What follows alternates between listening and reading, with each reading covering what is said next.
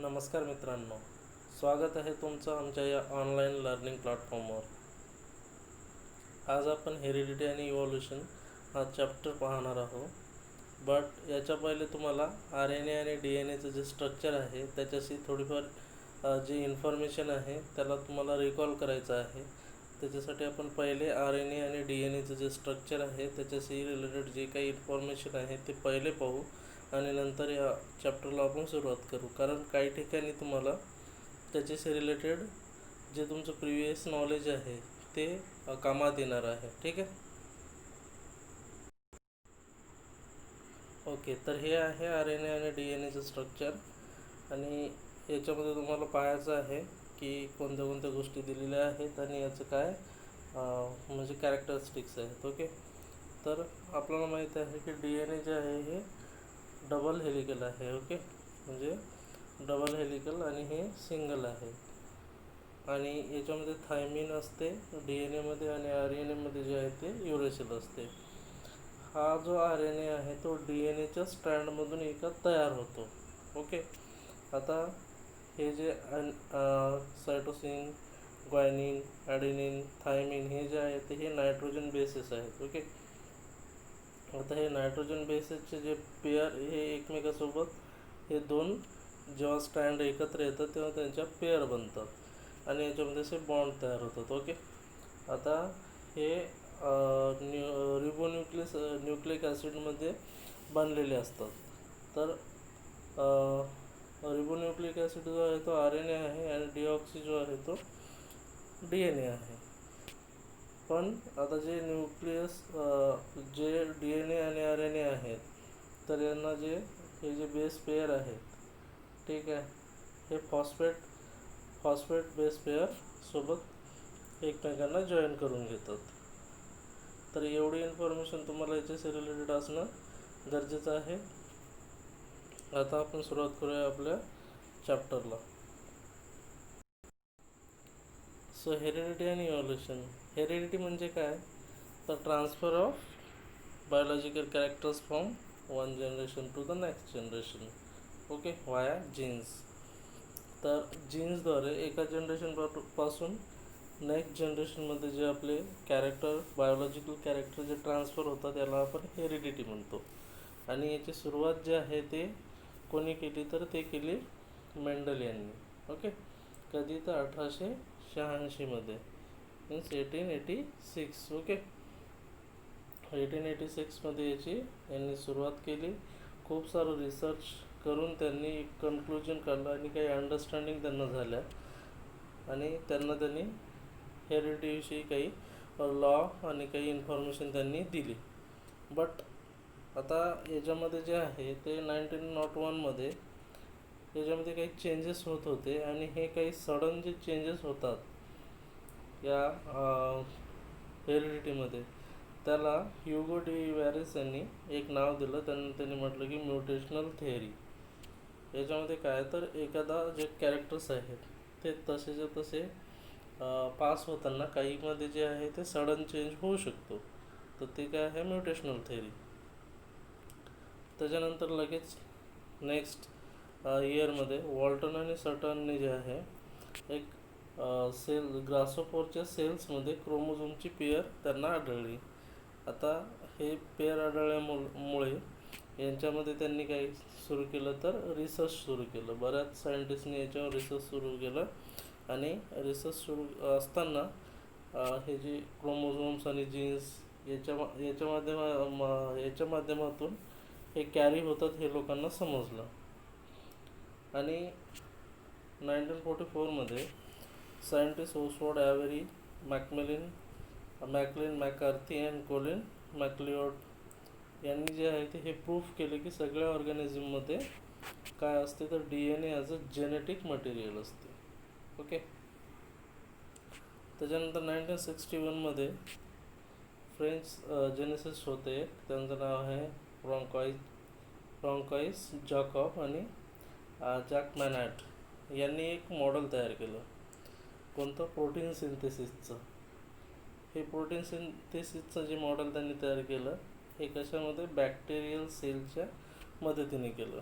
आणि याच्यावरून एक गोष्ट अनकवर झाली, एक गोष्ट लोकांच्या समोर आली की हे जे जेनेटिक कोड आहेत हे या DNA मध्ये हिडन असतात आणि त्याच्यामुळे जे आहे ते रिकॉम्बिनेंट टेक्नॉलॉजी आपली DNA ची एक नवीन टेक्नॉलॉजी म्हणून समोर आली आणि आता या टेक्नॉलॉजीचं जे महत्त्व आहे ते तुम्हा सर्वांना माहीत आहे.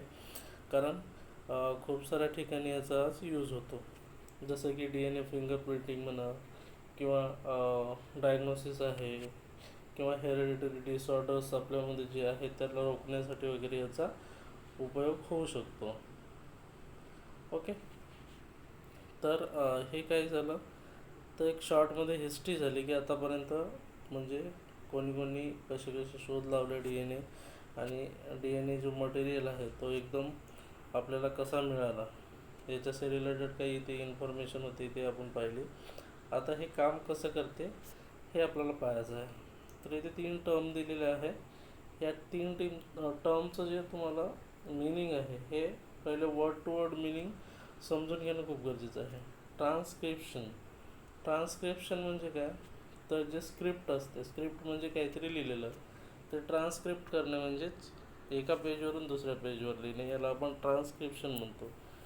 ओके, त्याच्यानंतर ट्रान्सलेशन आपल्याला माहीत आहे. एखादी कोणती अवघड भाषा असेल जसं की इंग्लिश आहे, इंग्लिशचं मराठीमध्ये करणं, मराठीचं इंग्लिशमध्ये करणं, हे काय झालं ट्रान्सलेशन झालं. आणि ट्रान्सलोकेशन म्हणजे एका ठिकाणाहून दुसऱ्या ठिकाणी. ठीक आहे, आता आपल्याला माहीत आहे की हे DNA जे आहे, ठीक आहे, DNA मध्ये काय असतात, जीन्स असतात आणि हे जीन्स जे आहे ते आपल्या बॉडीचं जे स्ट्रक्चर आणि फंक्शन आहे याच्यावर कंट्रोल करतात. कशाच्या मदतीने तर RNAच्या मदतीने. आता याच्यामध्ये DNA वर जे आहे ते प्रोटीन सिंथेसिसची इन्फॉर्मेशन असते आणि योग्य वेळेला कोणत्या वेळेला कोणती इन्फॉर्मेशन लागते त्याच्यानुसार जे आहे ते इथे प्रोटीन सिंथेसिस DNA मुळे होते RNAच्या माध्यमातून. यालाच काय म्हणतात तर सेंट्रल डोग्मा म्हणतात. ठीक आहे, तर ही गोष्ट आपल्याला लक्षात ठेवणं गरजेचं आहे. What is mean by central dogma? तर central dogma is nothing but synthesis of protein from DNA because of RNAच्या मदतीने DNA मुळे काय होणे, प्रोटीन सिंथेसिस होणे, याला म्हणतात सेंट्रल डोग्मा. ओके, हे एवढी टर्म तुम्ही लक्षात ठेवा, बाकी नाही राहिलं तरी चालेल. त्याच्यानंतर mRNA is produce as per the sequence of nucleotide on DNA. आता DNA वर जे न्यूक्लियोटाइड्स असतात म्हणजे नायट्रोजन बेसेसचे पेअर्स वगैरे, तर त्याच्यानुसार mRNA तयार होते. इथे काय होतं, RNAच नाही तर इथे mRNA म्हणजे का, कारण याच्यामध्ये मॅसेज असतो एक म्हणून त्याला mRNA म्हणत असतात. आता हे जेव्हा mRNA तयार होते तेव्हा DNA च्या 2 स्ट्रँडपैकी फक्त एकच स्ट्रँडचे या प्रोसेसमध्ये यूज होते आणि याचं जे आहे ते एकदम कॉम्प्लिमेंटरी असते, म्हणजे सेम त्याच्यावर जे कोड असतात तेच कोड जे नवीन स्ट्रँड तयार झालेलं असते त्याच्यामध्ये असतात. पण आपल्याला माहीत आहे की RNAमध्ये एक बेस जो आहे तो वेगळा असतो आणि तो कोणता आहे तर युरेसिल असतो थायमिनच्या ठिकाणी. बरोबर आहे, म्हणजेच काय तर आता RNA तयार होणे, DNA मधून RNA तयार होणे या प्रोसेसला आपण काय म्हणतो मग ट्रान्सक्रिप्शन म्हणतो. ठीक आहे, आता याच्याशी रिलेटेड आणखीन थोडं डिटेल तुम्हाला इथे समजेल. इथे पहा, हे जे 2 स्ट्रँड आहेत DNA चे, ठीक आहे, पॉलिमर स्ट्रँड आहेत DNA चे, तर याच्या थ्रू याचा जो हे एक स्ट्रँड आहे हा तो हा काय होतो वेगळा होतो आणि एक्झॅक्ट त्याची जी कॉपी आहे, ठीक आहे, ही जी कॉपी तयार होते आणि हे वेगळा होतो. आता याच्यावर जे आहे ते हे कोडॉन आहेत, ठीक आहे, हे नायट्रोजन बेसेसचे काय आहेत तर कोडॉन आहे. म्हणजे जे मॅसेज इथं होता तेच मॅसेज आता mRNA मध्ये आलेला आहे. ठीक आहे, आपण पहिल्या सोडलाच काय पाहिलं होतं की ट्रान्स्क्रिप्शन म्हणजे जे स्क्रिप्ट आपल्याकडे होती तीच पुन्हा दुसरीकडे ट्रान्सफॉर्म झाली आहे, म्हणजे आपण दुसरीकडे लिहिली आहे. तर हेच इथे तुम्हाला इथे दिसेल की या एका स्ट्रँडमध्ये जे काही इन्फॉर्मेशन असेल हे याच्या एका स्ट्रँडपासून हे mRNA तयार झालं ना, ज्यावर जी इन्फॉर्मेशन असेल ती इथे असेल. तर यालाच काय म्हटलं जाते, ट्रान्सक्रिप्शन. ओके, समजत नसेल तर डोंट वरी, तुम्हाला याच्याशी रिलेटेड एकदम डीपमध्ये जाण्याची गरज नाही. तुम्हाला फक्त ट्रान्सक्रिप्शन या वर्डचं मिनिंग फक्त लक्षात ठेवायचं आहे की DNA एका स्ट्रँडवर कॉम्प्लिमेंटरी म्हणजेच सारखेच कोडॉन असलेलं एक नवीन स्ट्रँड तयार होते mRNAचं. तर त्याला काय म्हणतात, तर ट्रान्सक्रिप्शन म्हणतात. ओके, एवढं फक्त तुम्ही लक्षात ठेवा. आता हे जे इन्फॉर्मेशन आहे हे कुठे झालेली आहे, तर न्यूक्लियसमध्ये झालेली आहे. ठीक आहे. आता हे mRNA न्यूक्लियसमधनं कुठे येतो, तो सायटोप्लाझममध्ये येतो.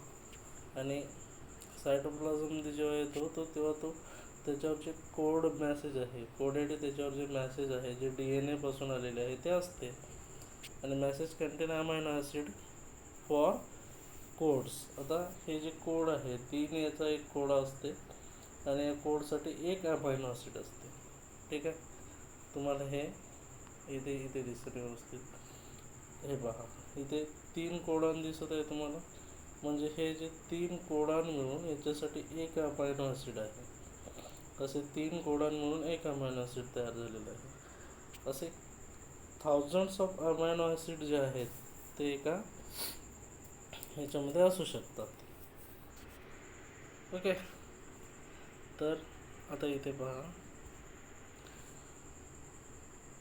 जसं आपण आताच बोललो की हे जे मॅसेज आहे हे मॅसेज कोडॉनच्या फॉर्ममध्ये असते आणि अमायनो ॲसिडच्या ह्याच्यामध्ये असतात. ओके.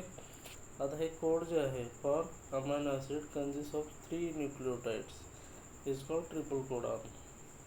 ठीक आहे. म्हणजे 3 याच्यामध्ये इन्वॉल्व झालेले असतात असे हे 1 2 3. तर याला काय म्हणतात, ट्रिपल कोडॉन. ओके. आता आपले जे सायंटिस्ट आहेत डॉक्टर हरगोविंद खुराना, इंडियन ओरिजिनचे आहेत. तर यांनी जवळपास 20 अमायनो ॲसिड्स जे आहेत ते शोधले आहेत. किती, 20 अमायनो ॲसिड्स. आणि या त्यांच्या कामासाठी त्यांना 1968मध्ये नोबेल प्राईज पण मिळालेलं आहे. त्यांच्यासोबत आणखीन 2 दुसरे सायंटिस्ट होते बट त्यांना पण मिळालेलं आहे. आणि जसं आपण आत्ताच बोललो की याच्यामध्ये किती असे थाउजंड असे ट्रिपलेट कोड्स असतात त्याच्यावर. ओके. आता या mRNA जो आहे त्याच्यावर जो मॅसेज आहे त्याच्यासाठी एक अमायनो ॲसिड आहे. ठीक आहे. अमायनो ॲसिड आहे. आणि for this purpose tRNA has anticodon having complementary sequence to on mRNA. This is called translation. आता हे जशाचे तसे जे आहे ते tRNAमध्ये अँटीकोडॉनच्या फॉर्ममध्ये काय होते, तर ट्रान्सलेट केले जाते. ठीक आहे. म्हणजे का याच्या थ्रू ते ट्रान्सफर करण्याचं काम जे आहे ते tRNA करते. ही जी इन्फॉर्मेशन ट्रान्सलेशन करण्याचं काम. कारण जो पहिले कोडॉन आलेला आहे त्याच्यावर जी काही इन्फॉर्मेशन आहे ते कोडॉनच्या फॉर्ममध्ये असते अॅमिनो ॲसिडच्या. त्याला परत एका मॅसेजच्या फॉर्ममध्ये कन्वर्ट करण्याचं काम जे आहे ते कोण करतं, तर tRNA करतं. ठीक आहे. तर tRNA जे आहे हे बॉन्डेड असते. कशाने, पेप्टाईड बॉन्ड्सने. आणि याला बांधण्याचं काम कोण करतं, तर rRNA म्हणजेच रिबोझोमल RNA करतं. ओके.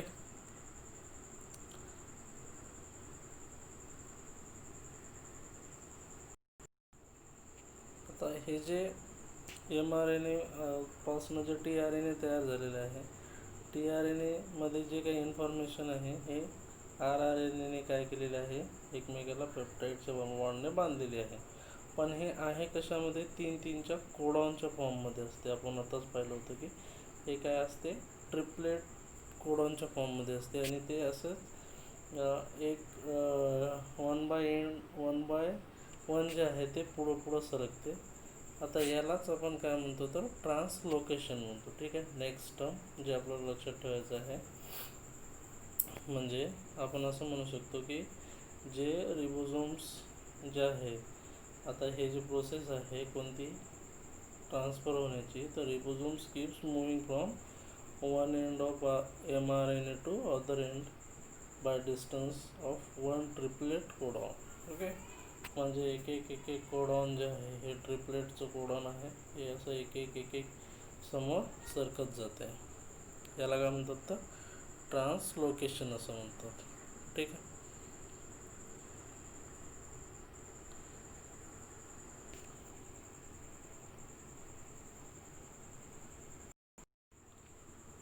आता असे हे जे कोडॉन आहेत, तर हे असे खूप सारे कोडॉन काय होतात तर एकत्र येतात आणि त्याच्यापासून एक कॉम्प्लेक्स प्रोटीन तयार होतो. आणि हे जे प्रोटीन आहे हे व्हेरियस फंक्शन जे आहे आपल्या बॉडीचे ते कंट्रोल करतात आणि त्यांचं अपीरियन्स ते कसे दिसते हे सुद्धा इथे आपलं कंट्रोल केले जाते.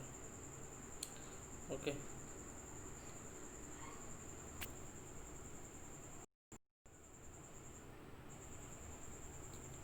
ओके, तर याच्याशी हे जे आपण रिलेटेड आहे ट्रान्सलोकेशन वगैरे हे इथे दिलेलं आहे. हे तुम्ही पाहू शकता की हा जो ट्रिपलचा कोडॉन जो आहे हा रिबोझोमने बांधलेला आहे, पण हा सरकतो आहे. ठीक आहे, हा सरकत आहे, याला ट्रान्सलोकेशन असं म्हटलेलं आहे. आता अशा पद्धतीचं जे होतं ते मेन सिक्वेन्स होतं आणि सिक्वेन्सच्या नंतर हे तीन तीनचे फॉर्मचे असे इथे कोडॉन जे आहे ते तयार झाले, जसं की एचं टी सोबत वगैरे हे जे रिप्लेसमेंट आहे ते इथे होत असते. आता हे एखाद्या वेळेस असं एचं टी झालं म्हणजे काय झालं तर इथं चेंजेस झाले, जे कॅरेक्टर होते ते काय होणार मग इथे बदलणार. Okay, change of characters. आता सेम इन्फॉर्मेशन नाही आहे, एच्या ठिकाणी टी आलेला आहे, बाकी कोडॉन जो आहे तो सेम आहे, तर अशा ठिकाणी काय होणार काही सडन चेंज होणार. तर हे सडन चेंज यालाच काय म्हटलेलं आहे म्युटेशन, जे ह्युगो डिव्हारेसने 1901मध्ये म्युटेशनल थेरी दिली होती त्याच्या पद्धतीने इथे आपण सांगू शकतो की इथे काय होणार तर सडन चेंजेस होणार. आपल्याला माहीत आहे की जे लिव्हिंग ऑर्गॅनिझम्स आहे ते एका ऑर्गॅनिझमपासून त्यांच्यासारखेच दुसरे लिव्हिंग ऑर्गॅनिझम प्रोड्यूस होतात आणि हे जेव्हा होत असते तेव्हा यांच्या जीन्सच्या माध्यमातून काय होते तर यांचे जे कॅरेक्टरिस्टिक्स आहेत ते एका जनरेशनपासून दुसऱ्या जनरेशनपर्यंत ट्रान्सफर होतात, म्हणजे पॅरेंट्सपासून ऑफस्प्रिंगमध्ये. बट हे आपण इथे पाहिले की हे सगळे जसं तसे ट्रान्सफर होतात का तर नाही, एखाद्या वेळेस यांच्यामध्ये सडन चेंज होऊ शकतो आणि यालाच यांनी काय म्हटलेलं आहे तर म्युटेशन असं म्हटलेलं आहे. ठीक आहे, हे इथे दिलेलं आहे सडन चेंज कोणते कोणते झालेले आहे आणि त्याला काय म्हटलेलं आहे तर हे म्युटेशन सडन चेंजला होते ते. आता हे सडन चेंज जे झालेले असतात तर ते कोणते कोणते आहे, for example genetic disorder like sickle cell anaemia. Sickle cell anaemia याबद्दल आपल्याला माहीत आहे की काय होते त्याच्यामध्ये. This is an everlasting process and it is one of the proof of Darwin theory of natural selection. आता हे जे कार्य आहे ते डार्विनच्या नॅचरल सिलेक्शनच्या थेअरीनुसार इथे होत असते. ओके, तर अशा पद्धतीने तुम्ही पाहू शकता की आपण जे तीन मेन टर्म्स होत्या ते पाहिलेले आहे, ट्रान्सक्रिप्शन, ट्रान्सलेशन अँड ट्रान्सलोकेशन. ट्रान्सक्रिप्शनमध्ये काय होते तर DNA पासून जेव्हा mRNA तयार होते तेव्हा त्याचे सेम इन्फॉर्मेशन जे आहे ते mRNA वर येते, फक्त तिथे थायमिनच्या ठिकाणी काय असतं तर युरेसिल असतो. ओके, हे इथे थायमिनच्या ठिकाणी काय असते तर युरेसिल असते आणि हे आता हा जो स्ट्रँड आहे हा तयार झालेला, मग हा ट्रान्सफर याचे तीन तीनचे जे कोडॉन होतात या कोडॉनला काय म्हणतात तर ट्रिपलेट कोडॉन. आणि या तीन कोडसाठी एक अमिनो ॲसिड असते, असे किती 1000 करोड अमिनो ॲसिड आपल्या याच्यामध्ये बॉडीमध्ये असू शकतात.